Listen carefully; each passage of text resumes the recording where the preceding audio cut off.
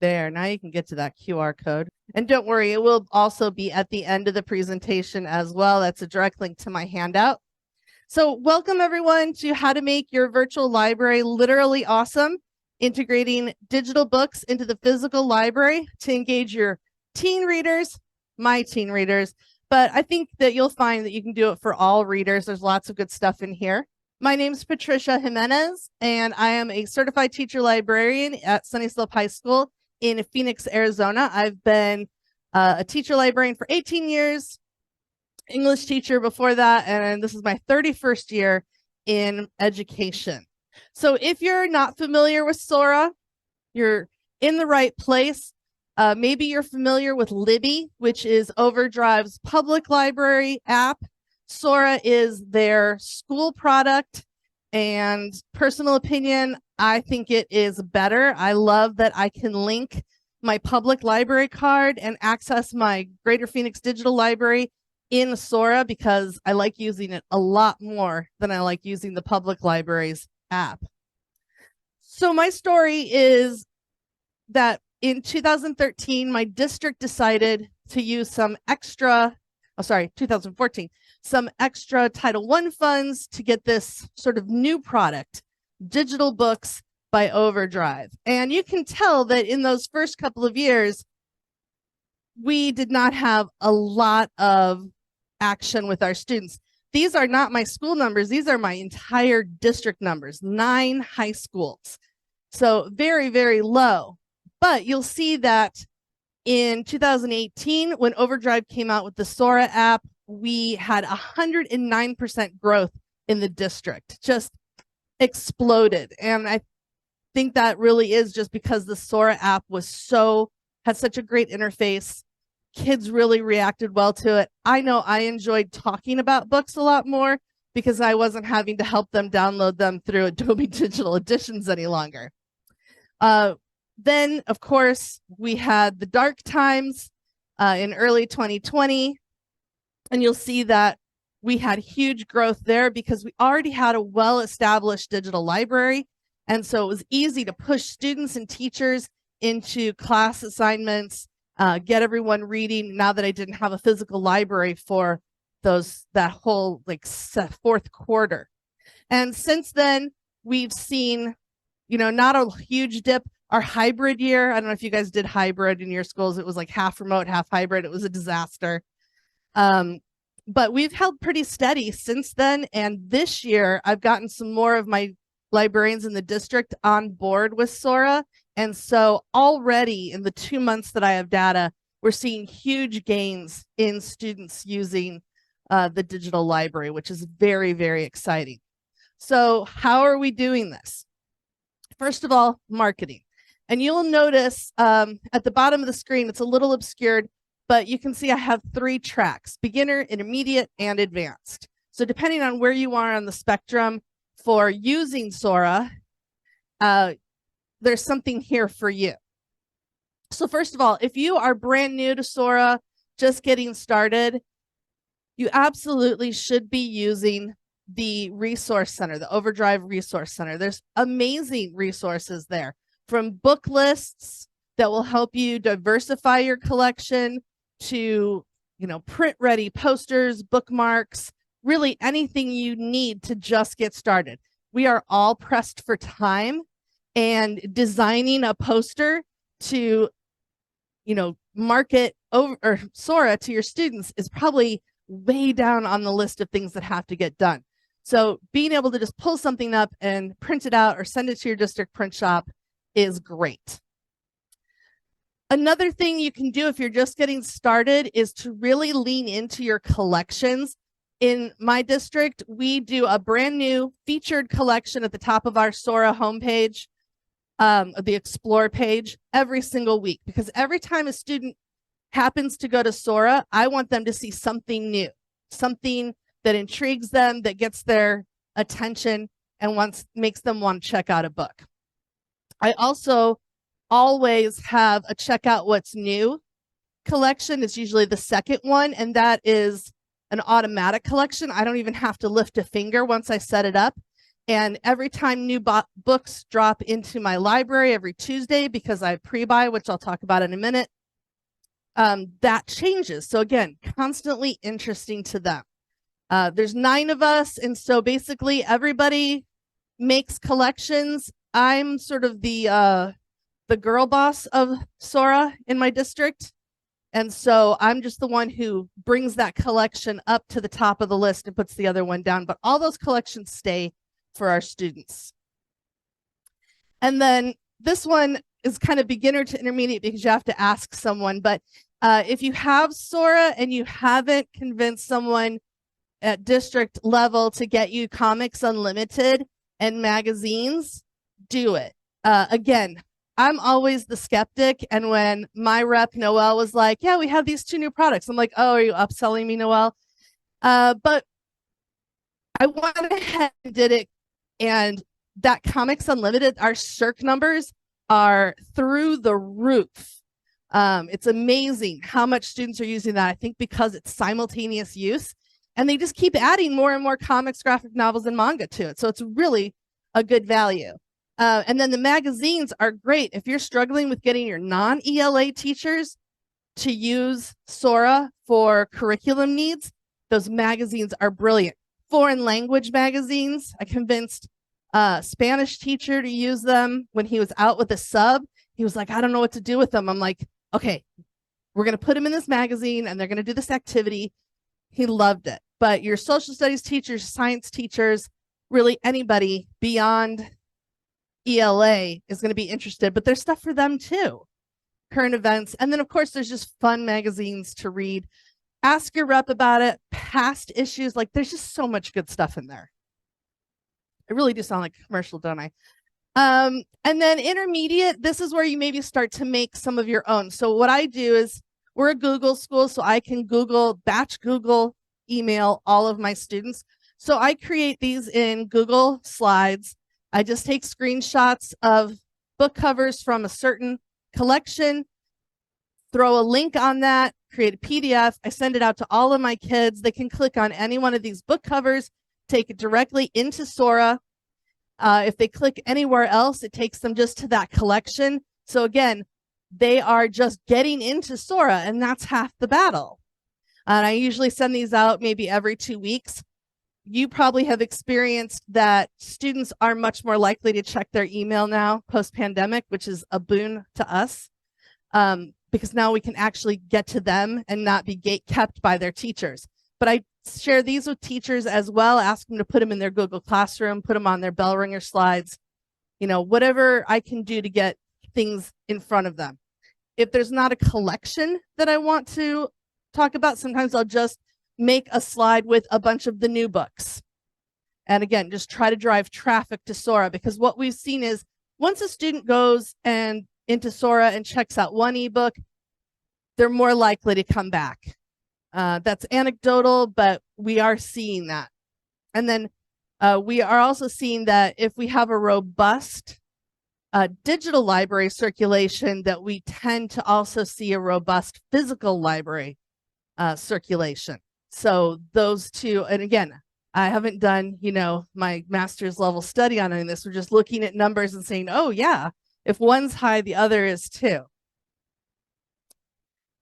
Along with kind of the next level, because we're talking to teachers and convincing them, title assignments are great. You can use them in a lot of different ways. I like to really just, again, my superpower is I won't shut up about Sora. So when a teacher mentions something to me, they're like, oh yeah, well, I'm starting my Othello unit. I'm like, really? Because I could give every single one of your students a copy of Othello and Sora. Did you know that? Oh, well, I have, a class set. I'm like, no. It's completely free. Let me assign, I'll do all the work. It'll show up on their homepage. And then if they're absent, they have the book at home. You don't have to worry about anything. They can highlight, they can annotate. Like, I'm just always doing that. And the simultaneous use books through Gutenberg and Duke are great for getting teachers interested in teaching with an electronic text. And again, just like the kids, it's like you get them to do it once and they feel confident about it. They're more likely to say, well, our PLC wants to do blank. next semester, could we get an ebook for that? And then you go back to your rep or said, talk about what kind of pricing can you get me on 300 copies of The Hate You Give? And we've done that. And right now, one thing that's kind of become more popular with Overdrive are the 100 checkout books.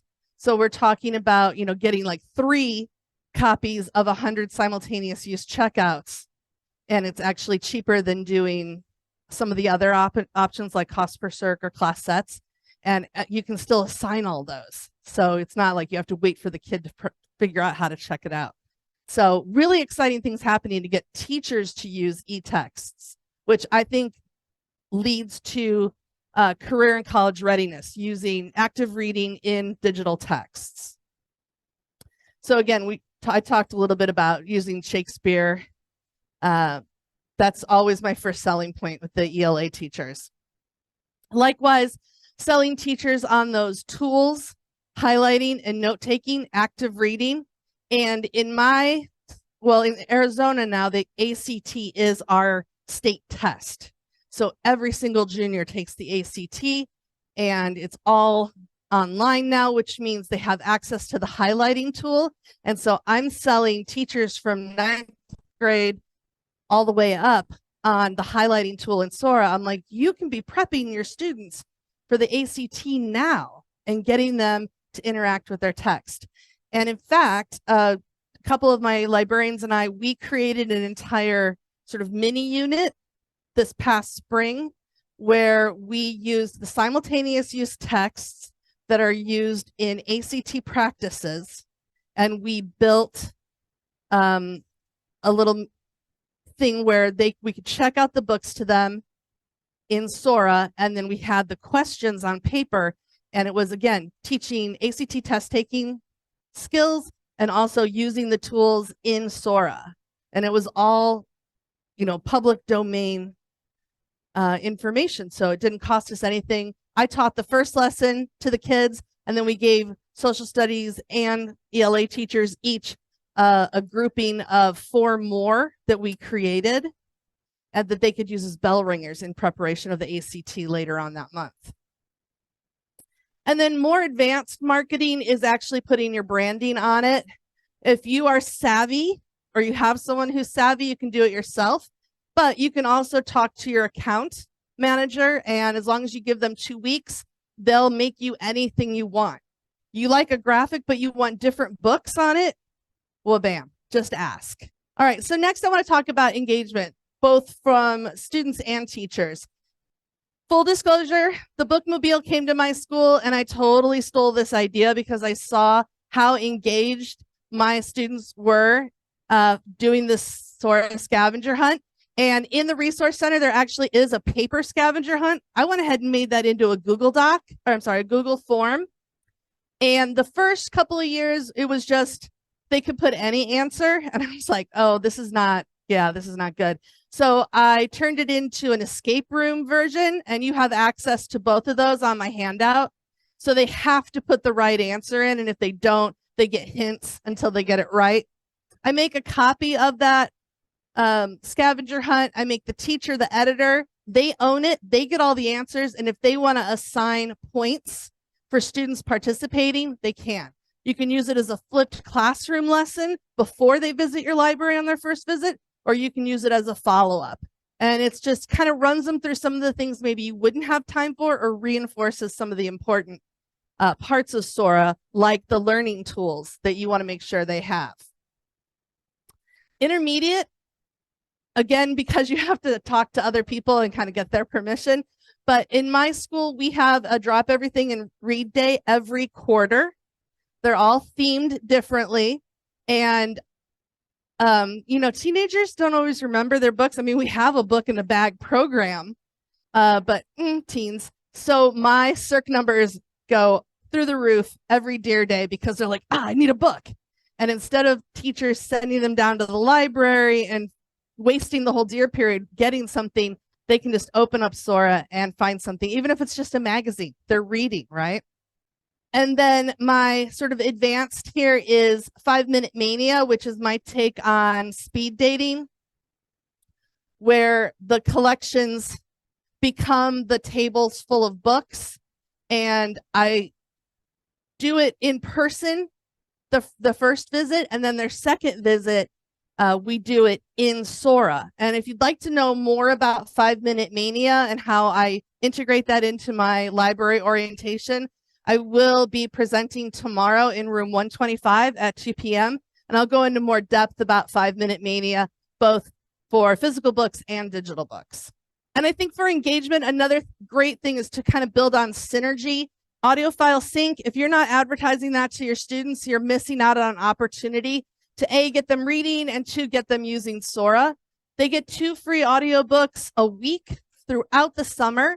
They get to keep them forever, and it's all maintained through Sora. So again, they're going into Sora on a weekly basis, and while they're there, they're probably going to check out books over the summer. And that's what we want to see. And then, of course, Sora's Summer Sweet Reads is a great program. The Big Library Read, the book coming up in November, is great. And I'm going to advertise the heck out of it with my students.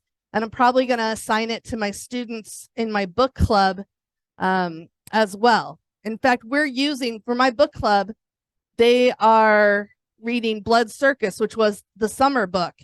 And I don't know if I'm supposed to tell you this, but as long as you assign it before it expires, you can assign it for 3 months.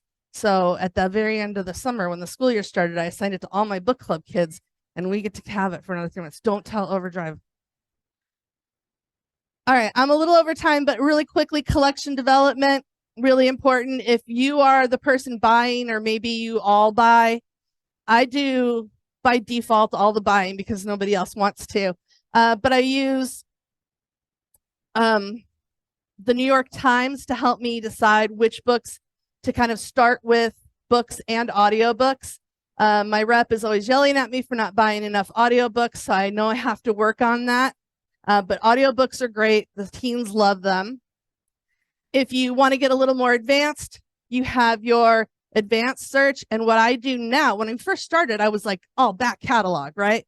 Just grabbing everything, whatever was on sale. But now that we've been doing it for a while longer, I'm a little more savvy, and I tend to buy books like 2 weeks out, so that every Tuesday I have something new in the library.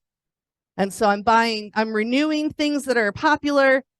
I'm buying some things that I missed, but mostly I'm buying future books so that they're already there for me and I'm not always playing catch up.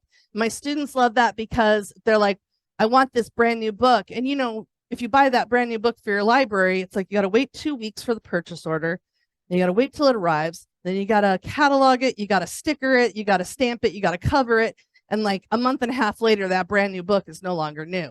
But here they can have it the day of. And then my secret weapon for finding great books is social media. My drug of choice is Instagram.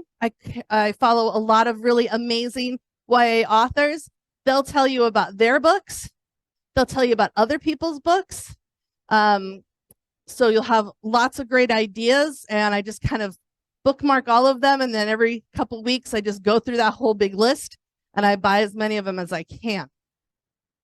Now, one of the accounts I follow is We Need Diverse Books, and I was slogging through their feed to find books and on their website, and it's, you know, they're not always out yet. They talk about cover releases. So it was hard. And then I found out that Overdrive Librarians have a We Need Diverse Books list in the Resource Center that's ready to go. It's elementary, middle, and high school. So I just click on the high school one, select Not in My Collection, and if there's any in there that I've missed, I throw them in the cart, and otherwise I'm good to go. Another fun hint about the book lists is if you pull up any one of their lists and you change the license, like from one copy, one user, wherever it says that in the URL, to curate, it instantly becomes a list that you can use to create a collection, because it'll show you everything in that list that you own, and you just throw it in a collection and you're good to go. That has saved me so much time. So, final thoughts. thank you for being here today. I'm glad that I was wrong about using Sora in the digital library because I think my students really love it and I think it's good for them. If you know any new college students, all of their textbooks are online. Their professors don't give them anything handed out anymore. If they're going into the workplace, everything is on a website, everything is digital. And if they're not comfortable reading online, they're not going to be prepared for post-high school life. So we're doing the good work here, right? And Sora is low risk, high reward, and hopefully we get them where they need to be as high school students. And then if you haven't picked up on it yet, become really good friends with your account manager because they will take care of you and give you all kinds of amazing information. All right, there's my QR code for my handout. There's my email address. I love getting emails that aren't from parents asking which book their child has checked out. So please email me.